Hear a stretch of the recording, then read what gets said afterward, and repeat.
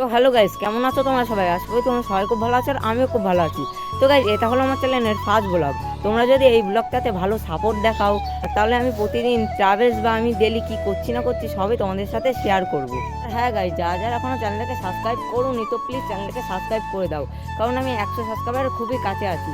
Guys, তোমাদের এখন আমার নামটা বলাই হয়নি। আমার নাম হলো দীপঙ্কর আর আমি বনগাঁয় থাকি। তো গাইস, আমার ইউটিউবে অনেক স্বপ্ন রয়েছে। তোমরা যদি এই ভিডিওটাকে একটা লাইক আর চ্যানেলটাকে সাবস্ক্রাইব করো, তাহলে হয়তো ইউটিউব আরও একজনের কাছে পাঠিয়ে দেবে।